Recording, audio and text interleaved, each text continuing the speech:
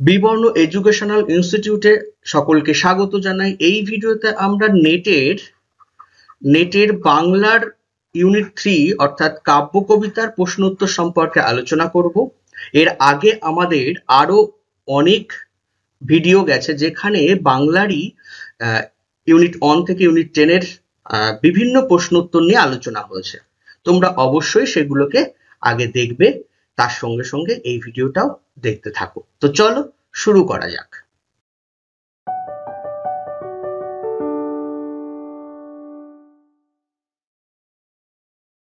দেখো প্রথম প্রশ্ন কি বলছে, অভয় দান করো যারে তুমি, অভয়ে কি ভয় তার এ তিন ভুবনে। মেঘনাদ বধ কাব্যে উল্লেখিত দেবী অভয়ের উদ্দেশ্যে এই উক্তিটি কার? শিব, রামচন্দ্র, মায়াদেবী না মদন? দেখো মেঘনাদ বধ কাব্য তোমরা জানো যে 7টা স্বর্গ আছে, ঠিক আছে? আর এটা কিন্তু ভালো করে পড়বে, এর প্রত্যেকটা ইনফরমেশন গুলো ভালো করে মনে রাখার চেষ্টা করবে, কারণ এখান থেকে কিন্তু প্রতি বছর একটা না একটা প্রশ্ন আসছেই, ঠিক আছে? দেখো সঠিক উত্তর কি হবে?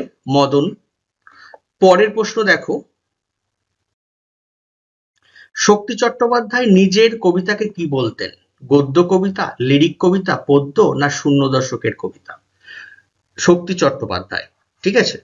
তোমরা উত্তর দেওয়ার চেষ্টা করবে, সঠিক উত্তর কমেন্ট বক্সে জানানোর চেষ্টা করবে প্রত্যেকে, তারপরে আমাদের দেওয়া উত্তর দেখে নেবে। তো চলো সঠিক উত্তর কি? পদ্য। শক্তি চট্টোপাধ্যায় নিজের কবিতাকে পদ্য কবিতা বলতেন। পরের প্রশ্ন দেখো কি বলছে, শক্তি চট্টোপাধ্যায় সম্পর্কে প্রদত্ত তথ্যগুলির শুদ্ধ অশুদ্ধ নির্ণয় করো। অনেক সময় কি হয়, কাব্য কবিতা থেকে লেখকের সম্পর্কেও দিয়ে দেয়, হ্যাঁ, লেখকের সম্পর্কেও প্রশ্ন কিন্তু দিয়ে দেয়। সেক্ষেত্রে লেখক, তার কাব্য, অন্যান্য যে কাব্য আছে সেগুলো সম্পর্কে সাল তারিখ ইত্যাদি ইত্যাদি, বা তিনি কোন সময় লিখছেন, তার জন্ম হয় না, তাহলে এই সমস্তগুলো দিয়ে দেয়। সেটা তো দেয়ই, হ্যাঁ, নেটেও অনেক সময় অনেক ক্ষেত্রে দিয়ে দেয়। তো ওই জন্য এইগুলোকেও কিন্তু খুব গুরুত্ব সহকারে দেখা উচিত, ঠিক আছে? আর টেক্সট তো অবশ্যই পারলে মুখস্থ করা উচিত, কবিতা যেগুলো আছে প্রত্যেক রাইটারের, ঠিক আছে? কি বলছে দেখো, তিনি 1970 থেকে 1984 সাল পর্যন্ত আনন্দবাজার পত্রিকায় চাকরি করেন। তার প্রথম উপন্যাস কুয়োতলা। বন্ধু সমীর রায়চৌধুরীর সঙ্গে চাই বাসায় 2.5 বছর ছিলেন। তার একটি উপন্যাস শেষ বসন্ত। দেখো সঠিক উত্তর কি হবে? ক, অশুদ্ধ, শুদ্ধ, শুদ্ধ, অশুদ্ধ, মানে প্রথম এবং শেষেরটা হচ্ছে অশুদ্ধ। ভুল। কেন ভুল? বলছে তিনি 1970 থেকে 84 সাল পর্যন্ত আনন্দবাজার পত্রিকায় চাকরি করতেন। পত্রিকায় চাকরি করতেন, কিন্তু আনন্দবাজার কিনা সেটা জানা নেই। আচ্ছা, তারপরে কি বলছে, তার একটি উপন্যাস শেষ বসন্ত, এটাও ভুল। পরের প্রশ্ন দেখো, বলছে হেমন্তের অরণ্যে আমি পোস্টম্যান কাব্যগ্রন্থটির প্রচ্ছদ করেছেন নিতাই ঘোষ, পৃথ্বীরাজ গঙ্গোপাধ্যায়, শুভেন্দু মালিক, এদের কেউ নয়। দেখো সঠিক উত্তর এদের কেউ নয়, ঠিক আছে? পরের প্রশ্ন কি বলছে, শক্তি চট্টোপাধ্যায়ের কবিতা থেকে প্রদত্ত লাইনগুলির কোনটি সঠিক? শক্তি চট্টোপাধ্যায়ের কবিতা থেকে এটা তোলা আছে। কোন কবিতা থেকে তোমরা এই লাইনটা পড়ে দেখে উত্তর দেওয়ার চেষ্টা করবে। এমন জটিল রহস্যপূর্ণ সতর্ক বাস্তবতা ওদের, এমন অসীম রহস্যপূর্ণ সতর্ক আহ্বান ওদের, এমন অসম্ভব রহস্যপূর্ণ সতর্ক ব্যস্ততা ওদের, এমন অসম্ভব রহস্যপূর্ণ সুচারু আহ্বান ওদের। সঠিক উত্তর কি হবে? দেখো, এমন অসম্ভব রহস্যপূর্ণ সতর্ক বাস্তবতা ওদের, ঠিক আছে? তার মানে গ দাগটা ঠিক। আচ্ছা দেখো, এর আগের ভিডিওতে আমরা বলেছি যে আমাদের এই মুহূর্তে অ্যাডমিশন চলছে জেনারেল পেপারের উপরে, হ্যাঁ, নেট এবং সেটের ক্ষেত্রে। তো যারা কোর্স নিতে চাইছো, এটা আগে ছিল ৩,৯৯৯, এখন সেটা হয়ে গেছে ৩,০০০ টাকা, এবং তার ডিউরেশন থাকছে ১ বছরের। কিন্তু ডিউরেশন কতদিনের থাকছে? ১ বছরের। তো যারা কোর্সে ভর্তি হতে চাইছো তাদের ২,০০০ দিয়ে নয়, ১,৫০০ টাকা দিয়েই ভর্তি হতে পারো, ঠিক আছে? আর বাকি যে ১,৫০০ টাকা থাকছে সেটা তোমরা পরের মাসে দিয়ে টোটাল ১ বছরের কোর্স করতে পারো, ঠিক আছে? আর এটা থাকবে কিন্তু ১৫ই জানুয়ারি এই পর্যন্ত সময়কাল, মানে লাস্ট ডেট ভর্তি হওয়ার এর মধ্যে এই অফারটা থাকবে, তারপরে কিন্তু পেমেন্ট বেড়ে যাবে। ঠিক আছে, তো চাইবো যে তোমরা যারা ভর্তি হতে চাইছো তারা এখনই তাড়াতাড়ি করে ভর্তি হয়ে যাও। হুম। পরের প্রশ্নতে চলে আসো, কি বলছে, উর্বশী কবিতা থেকে সঠিক পংক্তিটি চিহ্নিত করো। উর্বশী কবিতা থেকে কোনটা হবে? আমাদের মধ্যবিত্ত রক্তে আসবে কি তুমি? তুমি কি আসবে আমাদের মধ্যবিত্ত রক্তে? আমাদের মধ্যবিত্ত রক্তে তুমি কি আসবে? তুমি কি আমাদের মধ্যবিত্ত রক্তে আসবে? এই চারটির মধ্যে সঠিক পংক্তি কোনটা হবে সেটা লিখতে হবে। তোমরা কিন্তু কমেন্ট বক্সে অবশ্যই উত্তরটা জানাবে। আর আবারও বলবো, বন্ধুদের সঙ্গে অবশ্যই কিন্তু শেয়ার করবে, যাতে তারাও এই ক্ষেত্রে অন্তত উপকৃত হতে পারে নেট পরীক্ষার আগে এই ভিডিওগুলো দেখে। দেখো সঠিক উত্তর কি বলছে, তুমি কি আসবে আমাদের মধ্যবিত্ত রক্তে। এই যে এখানে দেওয়া আছে, তুমি কি আসবে আমাদের মধ্যবিত্ত রক্তে, উর্বশী কবিতা সেখান থেকে নেওয়া। ছোট্ট একটা কবিতা, পারলে মুখস্থ করে ফেলবে, এখান থেকেও কিন্তু বেশ কয়েকবার প্রশ্ন এসছে। ঠিক আছে, দেখো 37 নম্বরটা কি বলছে, অবশ্য বুঝেছি আজ এ সিদ্ধান্ত ড্যাশ মেকি, শূন্যস্থান পূরণ করো। কতটা সম্পূর্ণ, নিতান্তই নাকি ভীষণ? এটা তোমাদের জন্য রাখা হোম টাস্ক, তোমরা কিন্তু উত্তর কমেন্ট বক্সে জানাবে। ঠিক আছে, পরের প্রশ্ন দেখো কি বলছে, সমর সেনের কোন কবিতায় ধুলোর কলঙ্ক, দেবদারু এই শব্দগুলোর উল্লেখ আছে? একটি বেকার প্রেমিক, মহুয়ার দেশ, মুক্তি, মেঘদূত। কোন কবিতায় ধুলোর কলঙ্ক, দেবদারু? এটা প্রত্যেকেই, যারা ছোট ছোট কবিতা আছে সমর সেনের, যারা মুখস্থ করে ফেলছো তারা নিশ্চয়ই বলতে পারবে বা বুঝতে পারবে। সঠিক উত্তর হচ্ছে মহুয়ার দেশ। দেখো এখানে আরো কিছু ইনফরমেশন আমাদের তুলে দেওয়া আছে মহুয়ার দেশ কবিতা থেকে। 1934 থেকে 37 সময়কালের মধ্যে এটা রচিত হয়েছে। ঠিক আছে, স্তবক সংখ্যা 2টি, পংক্তি সংখ্যা আছে 22টা, 14+8। কিটসের ওড টু নাইটাঙ্গেল কবিতার সঙ্গে এর সাদৃশ্য রয়েছে, এই ইনফরমেশনটা কিন্তু গুরুত্বপূর্ণ। হ্যাঁ, আর কবিতাটি কয়েকটি কবিতার কাব্যগ্রন্থ থেকে নেওয়া হয়েছে, কয়েকটি কবিতা কাব্যগ্রন্থ থেকে নেওয়া আছে। মহুয়ার দেশ তাহলে কোথা থেকে নেওয়া? কয়েকটি কবিতা, ঠিক আছে, সেখান থেকে নেওয়া হয়েছে। আর এখানে লাইনগুলো পরপর পরপর সাজানো আছে, একদম আমাদের নোটের থেকে হুবহু তুলে দেওয়া। দেখো প্রথম লাইন কোনটা, শেষ লাইন কোনটা, কিছু ইনফরমেশন এর পরেও ছিল, যে যে যে কথাগুলো, এই যে ধুলোর কলঙ্ক, দেবদারু, এইরকম কিছু শব্দও তোলা আছে। তোমরা যদি পারো এইগুলোকে ভালো করে একটু খেয়াল করো, ভালো করে পড়ার চেষ্টা করো, দেখবে সুবিধা হবে। যে ধোয়ার বঙ্কিম নিঃশ্বাস কিভাবে ঘুরে ফিরে আসছে, তারপরে শীতের দুঃস্বপ্ন, এই শীত শব্দ বলতে পারে কোন ঋতুর উল্লেখ আছে, যে মহুয়ার দেশ কবিতায় কোন ঋতুর উল্লেখ আছে। আবার বলতে পারে যে আমার ক্লান্তির উপরে ঝরুক মহুয়ার ফুল, এখানে তাহলে কিসের ফুলের কথা বলছে? মহুয়া। ঠিক আছে, কিসের ওপরে ক্লান্তি? ঠিক আছে, এই ইনফরমেশন গুলো। তারপরে শিশির ভেজা সবুজ সকাল, তাহলে সকালটা কেমন, সকালের রং কি সেটা জিজ্ঞাসা করতে পারে। তাহলে এখানে কোন রঙের উল্লেখ আছে যদি বলে মহুয়ার দেশ কবিতায়, তখন অবভিয়াসলি বলতে হবে সবুজ। ঠিক আছে, দেখো এইগুলো যদি এরকম ধরে বুঝে পড়তে পারো, তাহলে প্রত্যেকটা ইনফরমেশন মানে কবিতার ক্ষেত্রে তোমাদের ক্ষেত্রে একেবারে ইজি হয়ে যাবে এবং পরীক্ষার হলে সুবিধা হয়ে যাবে, শূন্যস্থান পূরণ দিলেও সহজে করতে পারবে।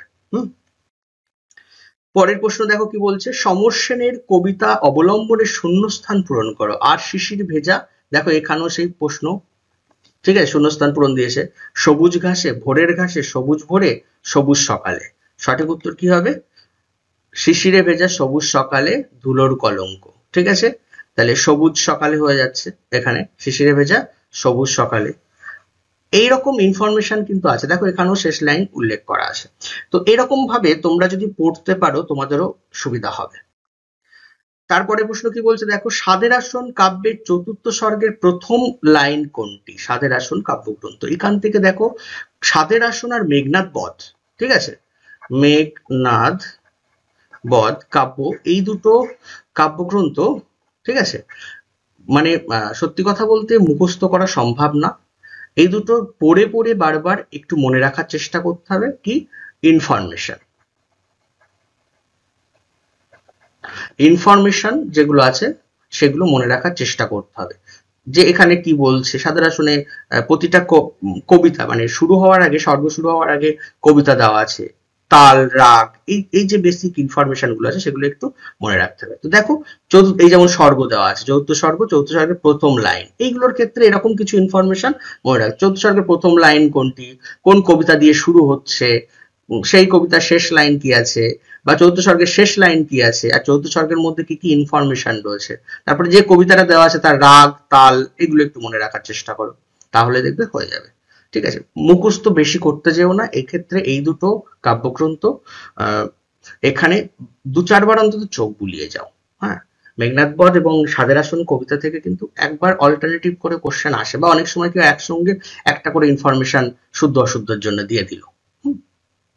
তাই দেখো সাধের আসন কাব্যের চতুর্থ স্বর্গের প্রথম লাইন, দিগন্ত ললাট পটে সাধের আসন, মধুর মধুর কে ললিত গায়রে, সুশান্ত গোধূলি বেলা দৃষ্টিপথ প্রান্তভাগে ওই কি অমরাবতী। দেখো সঠিক উত্তর কি হবে, দিগন্ত ললাট পটে সাধের নন্দন বন। এটা হচ্ছে চতুর্থ স্বর্গের প্রথম লাইন। পরের দেখো 41 নম্বর প্রশ্ন, নিম্নলিখিত ঘটনাগুলির সাথে কাব্যের স্বর্গের নামের সামঞ্জস্য বিধান করতে বলছে। দেখো ক স্তম্ভে কি বলছে, কবি সৌন্দর্যের অসীম ব্যাপ্তি অনুভব করেছেন, কমল বনের দিকে কবি এগিয়ে চলেছেন, সৌন্দর্য লক্ষ্মী প্রত্যক্ষ করার প্রয়াস, অমরাবতীর পথে গিয়েও মানবের বিয়োগ ব্যথায় পীড়িত কবি। দ্বিতীয় ক্ষয় স্তম্ভে কি বলছে, দ্বিতীয় স্বর্গ, ষষ্ঠ স্বর্গ, তৃতীয় স্বর্গ, পঞ্চম স্বর্গ, কোনটা কোন স্বর্গ থেকে নেওয়া হচ্ছে।